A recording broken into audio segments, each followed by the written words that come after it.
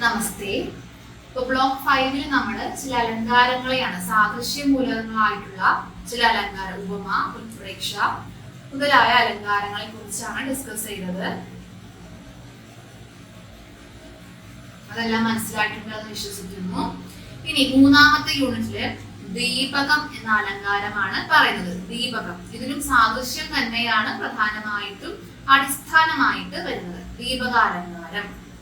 ദീപകാലങ്കാരത്തിന്റെ ലക്ഷണവും ഉദാഹരണവും ഒന്നിച്ചു വരുന്ന ഒരു ശ്ലോകമാണ് ആദ്യം കൊടുത്തിരിക്കുന്നത്. ലക്ഷണം പറയുന്നത്: വദന്തി വർണ്യാവർണ്യാനാം ധർമ്മൈക്യം ദീപകം ബുധാഹ മദേന ഭാതിക്കളഭ പ്രതാപേന മഹീപതി. എന്താണ്? ദീപയതീതി ദീപകം, ദീപിപ്പിക്കുന്നതാണ് അല്ലെങ്കിൽ പ്രകാശിപ്പിക്കുന്നതാണ് എന്ത്? ദീപകം എന്ന് പറയുന്നത്. വർണ്യാവർണ്യാനം, വർണ്യം അവർണ്യം, പ്രസിദ്ധമായത് വർണ്യം, അപ്രസിദ്ധമായത് അവർണ്യം.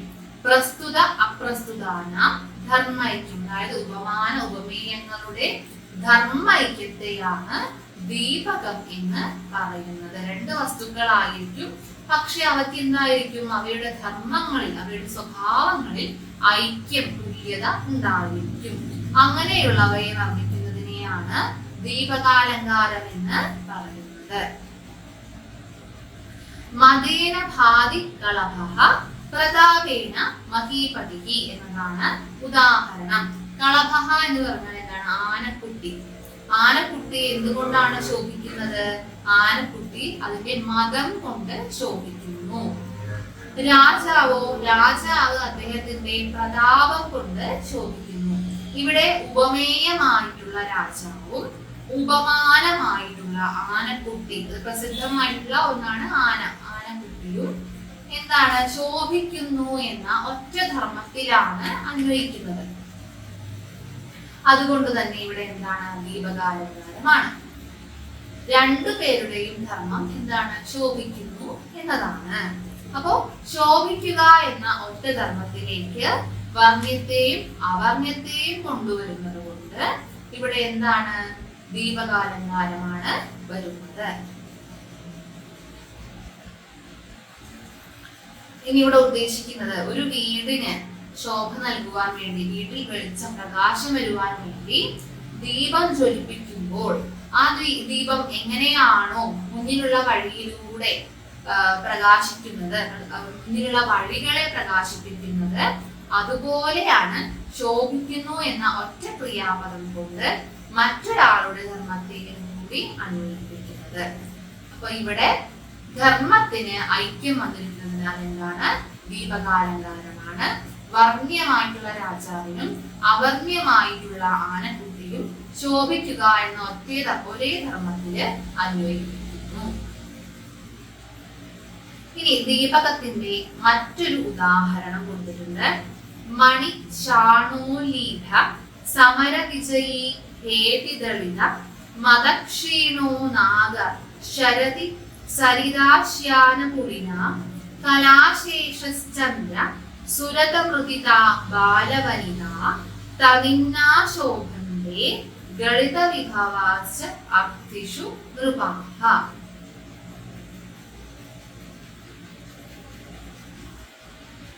നികഷോലീഢഃ മണിഃ എന്താണ്? സ്വർണമണി.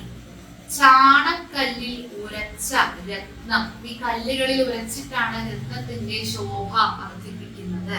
അപ്പൊ ചാണക്കല്ലിൽ ഉരച്ച രത്നം. പിന്നെന്താണ്? യുദ്ധേ വ്രണിതഃ സേനാനായകഃ യുദ്ധത്തിൽ മുറിവ് പറ്റിയ സേനാനായകൻ. വേടൻ. പിന്നെ മതേന ക്ഷീണിതോ ഗജഃ, മതത്താൽ ക്ഷീണിതനായ ആന. ശരത്കാലേ ക്ഷീണിത നദീപ്രവാഹേണ യുക്തം തീരം, ശരത്കാലത്ത് ക്ഷീണിച്ച നദീപ്രവാഹത്തോടു കൂടിയ നദീതീരം.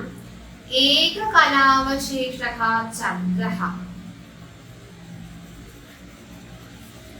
ഒരു കല മാത്രമായി അവശേഷിച്ച ചന്ദ്രൻ. പിന്നെ സുരത ക്രീഡയാ ക്ഷീണിത ബാലവനിത, സുരക്രീഡ കൊണ്ട് ക്ഷീണിച്ച യുവവനിത. യാചകേഷു വിഭവദാനേന ഗളിത വിഭവാഹ നൃപാഹ ച, യാചകർക്ക് ദാനം നൽകിയതിനാൽ വിഭവങ്ങളെല്ലാം നഷ്ടപ്പെട്ട രാജാക്കന്മാർ. ഇവരെല്ലാം എന്താണ്? തനിന്നാകാക്ഷീണ ശോഭന്തേ, ഇവരെല്ലാം എന്താണ്? ക്ഷീണത്താൽ, അവരുടെ ആ ക്ഷീണത്താൽ ശോഭിക്കുന്നു. ചാണക്കല്ലിൽ ഉരച്ച രത്നം, ആ രത്നം ഉരയ്ക്കുമ്പോൾ ഉരച്ചു കഴിഞ്ഞ് ക്ഷീണമുണ്ടെങ്കിലും ശോഭ വർദ്ധിക്കുകയാണ് ചെയ്യുന്നത്. യുദ്ധത്തിൽ മുറിവ് പറ്റിയ സേനാനായകൻ, യുദ്ധത്തിൽ എന്താണ്? യുദ്ധം ചെയ്താണ് ആ മുറിവ് പറ്റിയത്. അപ്പൊ ക്ഷീണം ഉണ്ടെങ്കിലും അതെന്താണ്? വളരെ ശ്രേഷ്ഠമായ ഒരു കാര്യമാണ്. മതത്താൽ ക്ഷീണിതനായ ആന, ആനയ്ക്ക് എന്താണ്? ആനയുടെ ശൗര്യത്തെ കാണിക്കുന്നതാണ് മതം. പിന്നെ ശരത്കാലത്ത് ക്ഷീണിച്ച നദീപ്രവാഹത്തോട് കൂടിയ നദീതീരം, ശരത്കാലത്ത് എന്താണ്? മണൽ ചിട്ട കൂടുതലുള്ളതായിട്ടുള്ള നദീതീരം. പിന്നെ എന്താണ്? ഒരു കല മാത്രമായിട്ട് ശേഷിച്ച ചന്ദ്രൻ. പിന്നെ സുരക്രീഡ കൊണ്ട് ക്ഷീണിതയായിട്ടുള്ള യുവവനിത.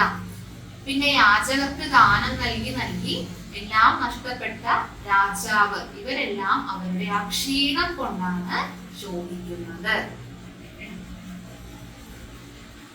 ഇവിടെ എന്താണ്? പ്രകൃതങ്ങളായിട്ടുള്ള രാജാക്കന്മാരുടെയും അപ്രകൃതങ്ങളായിട്ടുള്ള ചാണക്കല്ലിൽ ഉരച്ച രത്നം തുടങ്ങിയവയുടെ ശോഭിക്കുക എന്ന് പറയുന്ന ധർമ്മത്തിൽ ഐക്യം ആരോപിക്കുന്നത് കൊണ്ട് ദീപകാലങ്കാരമാണ് വരുന്നത്. അപ്പൊ രാജാക്കന്മാരെ കുറിച്ചും പിന്നെന്താണ്? രത്നം, ഇവയുടെ എല്ലാം ധർമ്മം ക്ഷീണം എന്ന ധർമ്മത്തിൽ അന്വയിപ്പിക്കുന്നത് കൊണ്ട് എന്താണ്? ദീപകാലങ്കാരമാണ് ഇവിടെ വരുന്നത്. അപ്പോ വർണ്ണ്യത്തിന്റെയും അവർണ്ണ്യത്തിന്റെയും, വർണ്ണ്യം ഉപമേയം, അവർണ്യം ഉപമാനം, ഇവ രണ്ടിന്റെയും ധർമ്മൈക്യം ഒരു ധർമ്മത്തിലേക്ക് അന്വയിക്കുന്നതിനെയാണ് ദീപകാലങ്കാരം എന്ന് പറയുന്നത്. ഉദാഹരണം എന്താണ്? മതേന ഭാതികളഭഃ പ്രതാപ്യേന മഹീപതിഃ, ആനക്കുട്ടി മതം കൊണ്ട് ശോഭിക്കുന്നു, രാജാവോ അദ്ദേഹത്തിന്റെ പ്രതാപം കൊണ്ട് ശോഭിക്കുന്നു. അപ്പൊ ശോഭിക്കുന്നു എന്ന ഒരു ധർമ്മത്തിലേക്ക് വർണ്ണ്യത്തെയും അവർണ്യത്തെയും അന്വയിപ്പിക്കുന്നത് കൊണ്ട് ഇവിടെ ദീപകാലങ്കാരമാണ് വരുന്നത്. അപ്പൊ ദീപകാലങ്കാരം എന്താണ് എന്ന് മനസ്സിലായി എന്ന് വിശ്വസിക്കുന്നു. ഈ യൂണിറ്റിൽ ദീപകാലങ്കാരം മാത്രമാണ് നമുക്ക് ഡിസ്കസ് ചെയ്യാനുള്ളത്. ഇനി അടുത്ത യൂണിറ്റിൽ കാണാം. നന്ദി.